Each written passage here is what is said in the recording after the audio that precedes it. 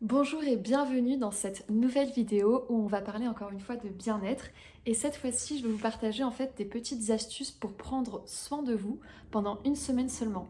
Donc l'idée en fait c'est de vous partager les choses qu'on peut mettre en place dans la journée ou dans la semaine pour arriver à se ressourcer, à prendre soin de soi de façon assez facile et accessible. Donc sans sortir de chez soi, sans s'inscrire à une retraite particulière, juste voilà, de la maison. Ça peut même se faire par exemple quand on n'est pas en vacances. L'idée en fait c'est juste de prendre un peu de temps pour soi et sur le temps d'une semaine de voir vraiment qu'est-ce qu'on va pouvoir mettre en place pour se faire du bien. En parallèle de cette vidéo, je vous propose un document pour vous accompagner tout au long de cette semaine avec comme des petits challenges à mettre en place tous les jours pour vraiment prendre soin de vous et le mettre en pratique. Donc si ça vous intéresse, voilà, il y a ce document PDF à télécharger gratuitement. Je vous mets le lien dans la description. C'est une vidéo qui se veut assez rapide, donc on commence tout de suite avec le petit tour d'horizon des choses à mettre en pratique pour prendre soin de soi pendant une semaine. D'abord, notre grand ami, le sommeil. C'est hyper important de bien dormir pour bien se ressourcer, pour être en forme et pour être reposé. Donc cette semaine, on essaie de se coucher le plus tôt possible. Et si vous n'avez pas l'habitude de vous coucher tôt, ou si vous avez du mal à dormir de façon générale, sachez qu'il existe énormément de méditations qui sont hyper faciles d'accès sur YouTube par exemple, et qui vous aideront vraiment à apaiser le corps, à apaiser l'esprit, pour trouver justement le sommeil. De la même façon, on décale son réveil le plus tard possible pour vraiment allonger les nuits au maximum, en tout cas pour cette semaine. Si on veut vraiment en ressortir détendu, apaisé, ressourcé, c'est hyper important d'avoir un sommeil vraiment réparateur. En parallèle, on s'octroie aussi des moments de détente, de repos. Donc vraiment pour souffler, on fait des activités qui sont calmes et ressourçantes aussi à leur façon.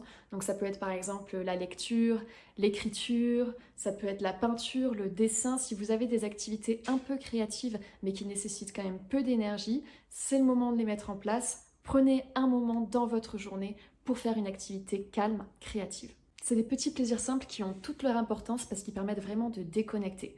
Donc même si on n'y passe que 15 minutes par exemple, on prend du temps pour soi. En plus de ces petites activités calmes, on prend le temps pour se reconnecter avec l'environnement naturel. Donc si on peut, on va carrément se promener dans la forêt, près d'un lac, à la mer, à la campagne ou même dans un parc.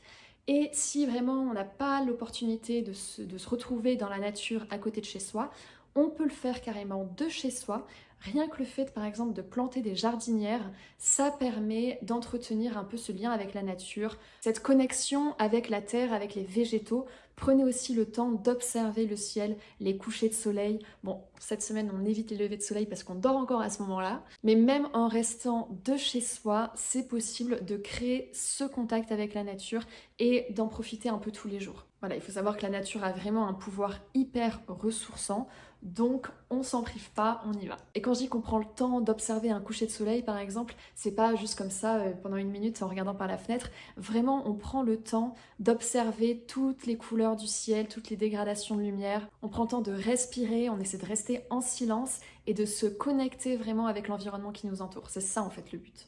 Maintenant, si on veut vraiment prendre soin de soi, c'est important aussi de se dépenser, de bouger un peu son corps. On peut croire parfois que le corps est vraiment fatigué et qu'il a juste besoin de repos, mais en réalité, c'est en se dépensant qu'on va retrouver justement de l'énergie et de la vitalité. Donc on fait attention à bien dormir évidemment et avoir suffisamment d'heures de sommeil, mais en parallèle on fait aussi attention à se dépenser, à bouger dans la journée. Donc c'est pas forcément des séances de sport hyper contraignantes, mais ça peut être par exemple d'aller marcher pendant une heure, d'aller faire un peu de vélo, d'aller nager si vous avez un lac ou la mer à côté, c'est le top parce qu'on profite de la nature tout en se dépensant. Mais sinon vous avez déjà accès à énormément de vidéos de sport sur YouTube justement, de tous les niveaux, toutes les durées confondues, pour plein d'objectifs différents, que ce soit cardio, renforcement, etc. Donc on essaie vraiment de passer un petit peu de temps, au moins tous les jours, pour se dépenser. Et vous verrez que ça vous fera beaucoup de bien. Bon, je ne peux pas parler sport sans parler d'alimentation, donc on essaie de prendre le temps aussi de se concocter des petits plats. Donc c'est bien si ça reste équilibré et sain évidemment, parce que ça permet quand même de faire du bien à son corps et de se sentir bien dedans. Donc On essaie voilà, de concocter des petites recettes qui restent saines, tout en se faisant plaisir. Donc c'est le moment d'essayer des recettes, si vous en avez repéré sur Instagram ou sur Internet de façon générale ou même à la télévision, c'est le moment de faire les recettes qui vous font envie. Non, la gourmandise n'est pas un défaut. On prend le temps de savourer chaque bouchée, chaque plat. Surtout, voilà, on mange ce qui nous fait plaisir, on essaie de garder quand même un équilibre. Et surtout, cette semaine-là, on essaie de se faire des recettes plutôt saines, mais qui restent vraiment savoureuses et qui nous font du bien à la fois au corps et au mental. Maintenant, on va parler de relaxation. On parle d'une semaine de bien-être, donc c'est important de prendre le temps de se relaxer. Et pour ça, on peut mettre en place des petites routines, des petits exercices pratiques qui nous permettront vraiment de nous relaxer, justement en profondeur. Donc pour ça, il y a des exercices de respiration par exemple, il y a des méditations, on peut aussi prendre le temps juste d'allumer une bougie, de rester en pleine conscience dans le moment présent. Et si ça ne vous parle pas trop, vous pouvez aussi tout simplement prendre le temps de faire des étirements, des massages de votre corps, on peut s'automasser le corps, il y a encore une fois plein de ressources disponibles sur internet. Moi, je suis une grande fan du yoga du visage, donc n'hésitez pas, si vous ne connaissez pas, renseignez-vous à ce sujet-là. Encore une fois, sur YouTube, vous trouverez ce qu'il faut pour justement vous automasser le visage, faire des petits exercices de gymnastique faciale qui vous permettront à la fois de ressentir vraiment une détente globale du corps et en plus de ça, d'avoir des petits résultats. Si on peut avoir une jolie peau, un joli teint et préserver son capital jeunesse, et ben on en profite. Cette semaine-là est faite pour ça. Vraiment, si vous prenez une semaine pour vous, j'insiste sur l'importance des moments dédiés à la relaxation.